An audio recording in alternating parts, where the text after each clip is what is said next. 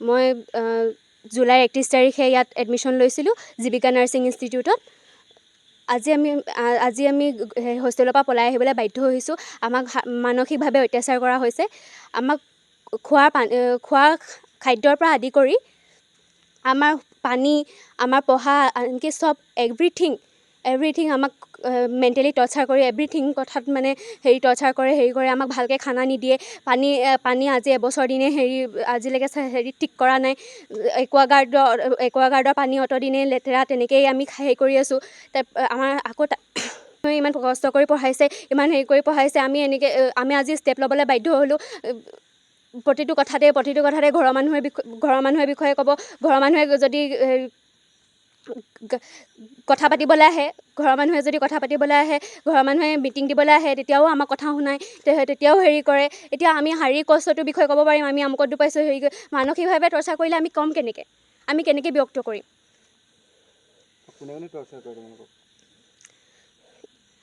ইয়াত managing director যিমান মানুহ জড়িত হৈ আছে, চবেই টৰ্চাৰ কৰে। পদ্মা চোলাধৰা, ৰূপালী দত্ত, মৌৰাক্ষী গগৈ, চুনু চোলাধৰা, তেওঁ আমাক কয় আমাৰ ফোনৰ টাইমিং 2 ঘণ্টা আমাক ফোন দিয়ে। সেই ফোনৰ টাইমিঙত আমিতো ঘৰৰ মানুহৰ লগত কথা পাতি দিব লাগিব। আমি যদি কথা পাতি কেনেবাকৈ তেওঁ কেতিয়া ভিজিট মাৰে আমি নাজানো, কেনেবাকৈ আমি ফোনটো কৰোঁ বুলিকৈ তেওঁ কয়, ফোন যদি কেনেবাকৈ কাণত লগাই থকা দেখোঁ, মানে ফোনটো ৱালত মাৰি ভাগি দিম। মোবাইলত চাৰ্জাৰ লগাই থকা দেখিলে মানে তেওঁ কয় চাৰ্জাৰৰ গোটেই পিন খুলি দিম, কৰি দিম, তেনেকৈ কয়। আমাক দৰ্জা মাৰিব নিদিয়ে। আমিতো প্ৰাইভেচি ৰুম হয়, ৰুমততো আমি কাপোৰ খুলিবলৈ হ'লে কৰিবলৈ হ'লে যিকোনো কাম কৰিবলৈ হ'লে আমিতো কৰিব লাগিব, দৰ্জা মাৰিয়ে ল'ব লাগিব। তেওঁ দৰ্জা একদম ঢকে তেওঁৱে কৰে। মই জীৱিকা নাৰ্ছিং ইনষ্টিটিউটত এডমিশ্যন লৈছিলোঁ প্ৰায় যোৱা বছৰ জুনৰ 12 তাৰিখে, আৰু তাৰ 4 মাহৰ পাছৰ পৰা আমাক বহুত অত্যাচাৰ কৰা হৈছে। হোষ্টেলত খোৱা পানীও ভাল নহয়, আমাক খাব বলৈও বহুত প্ৰব্লেম হয়। আমি কেইবাবাৰো ঘৰৰ মানুহকোতো কৈছোঁ, লগতে বাৰু MD-কো কৈছোঁ, সিহঁতি কোনো মানে ব্যৱস্থাই কৰি নিদিয়ে। ওপৰত আমাক মেণ্টেলি টৰ্চাৰ দিয়ে, পইচা লৈ ডিমাণ্ড কৰে, এনেকুৱা বহুতো কথা কৈ দিয়ে। আমাৰ ঘৰৰ মানুহক ফুচলাই থৈ দিয়ে, উল্টাই আমাক বহুত টৰ্চাৰ কৰে। এইবুলিও কয় যে ঘৰৰ মানুহক পুলিচত দি দিম, পইচা নিদিলে এইটো কৰি দিম, ক্লাছ কৰিব নিদিম, আনকি ভালকৈ নিজৰ ৰুমত শুবও নোৱাৰোঁ। দৰ্জা ঢকিয়াই, ফোনলৈ বহুত কথা শুনোৱাই, ফোন লৈ ইটো নকৰিবি, সিটো নকৰিবি, ঢেৰ কিবাকিবি কৰে। সাধাৰণ সৰু কথাত আমাক বহুত কষ্ট দিয়ে, আৰু আমি এইটো বহুত কষ্ট পাই আছোঁ। আৰু লগতে পইচাও বহুত ডকাইতি কৰি আছে।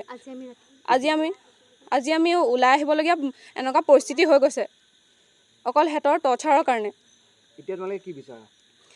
আমাক উচিত সিহঁতক শাস্তি দিয়ক, আৰু আমাক ন্যায় লাগে। লগতে আমাৰ যিমানখিনি পইচা গ'ল সিহঁতি ঘূৰাই দিয়ক। এনেকুৱা ধৰণৰ মানে আৰু তেনেকুৱা ধৰণে কষ্ট পাই আছোঁ।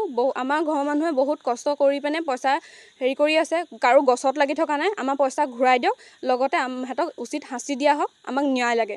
মোৰ ছোৱালীজনী আপোনাৰ নআলি জীৱিকা ইনষ্টিটিউটত দিছিলোঁ আজি এবছৰ আগত প্ৰায়। তো ছোৱালীজনী 2-3 মাহৰ পিছৰ পৰা আমাক কমপ্লেইন কৰি থাকে, এনেকুৱা কৰে টৰ্চাৰ, তেনেকুৱা কৰে টৰ্চাৰ, ইটো কৰে সিটো কৰে।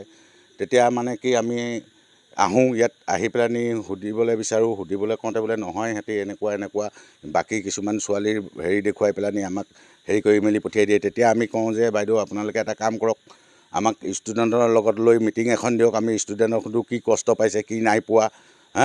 তেতিয়া বাইদেউহঁতে কয় আমাৰ তেনেকুৱা কোনো নাই, আমাৰ ষ্টুডেণ্টক লৈ মিটিং পাতিব আমি নোৱাৰোঁ, আমাৰ সেইটো কোনো অৰ্ডাৰ নাই তেনেকুৱা।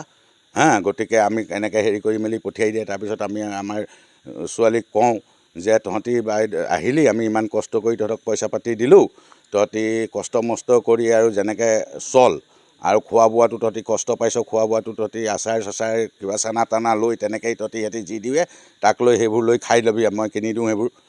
এনেকুৱা কৰি থাকোঁ। তাৰপিছত সিহঁতি মোবাইল লৈ টৰ্চাৰ, কিবা লৈ টৰ্চাৰ, পইচা হ'লে আমাৰ গাৰ্জেনক ক'ব লাগে কি পইচা লাগে, সিহঁতক পইচা লৈ টৰ্চাৰ কৰে। ষ্টুডেণ্টেতো পইচা নিদিয়ে ন, গাৰ্জেণ্টেহে দিব। গাৰ্জেণ্টে টৰ্চাৰ নকৰি পেলানি ষ্টুডেণ্টক পইচা লৈ বিষয়ে টৰ্চাৰ কৰি থাকে। এনেকুৱাবোৰ বহুত প্ৰব্লেম কৰি থাকে। আজি 2 দিনমানৰ পৰা সিহঁতক মোবাইলটো বোলে 1 ঘণ্টা দিছে, 1 ঘণ্টা সিহঁতি চাৰ্জে দিবনে, ঘৰৰ মানুহৰ লগত কথা পাতিবনে, আৰু নে কি এছাইনমেণ্ট লিখিবলৈও সিহঁতক মোবাইলটো দৰকাৰ হয়। মোবাইলটো সেইকাৰণে সিহঁতি লোৱা নাই।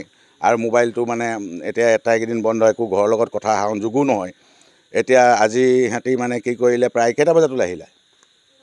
9টা বজাত আমাক 9টা বজাত ফোন কৰিছে ওলাই আহি পেলানি যে আমি পাপাহঁত বহুত কষ্ট পাইছোঁ তাৰপৰা ওলাই আহিছোঁ আমি ওলাই আহিলোঁ গতিকে আমি তাত আৰু নোৱাৰোঁ পঢ়িব আপোনালোকে কি কৰে কৰক আমি এনেকৈ ছাইডতে হেৰি কৰি লুকাই আছোঁ খাদ্য দিয়ে এতিয়া আজি দিছে দুপৰীয়া কেঁচা কলগছ আজি দুপৰীয়া কেঁচা কলগছ আৰু গধূলি দিছে কেঁচা চয়াবিন খাবলৈ তো আমি সিজাই নাই মানে কেঁচাকেই দিছে আৰু দুপৰীয়া হৈ কেঁচাকেই কলগছ দিছে আমি পইচা পাতি দি পঢ়াবলৈ পঠিয়াইছোঁ এটা কেঁচা কলগছ খাবলৈ পঠিয়াইছোঁ নেকি আপোনালোকে বৰ্তমানলৈ কিমান টকা ইয়াত প্ৰায় 2,20,000 হ'ল এতিয়ালৈকে কি বিচাৰে এতিয়া আমি ন্যায় বিচাৰোঁ আমাক পইচা ঘূৰাই বিচাৰোঁ আমাৰ ষ্টুডেণ্ট আমি এনেকুৱা আৰু টিচাৰ ভাল নাই একো নাজানে টিচাৰ এজনে কিমানহে ভাল টিচাৰ আছে বাকী কোনো নাজানে যি এজন ভাল টিচাৰ আছিলে তেওঁ সিহঁতকো খেদি দিলে যিকোনো খবৰৰ বাবে যোগাযোগ কৰক 7099017330 অথবা 7099017390 নম্বৰত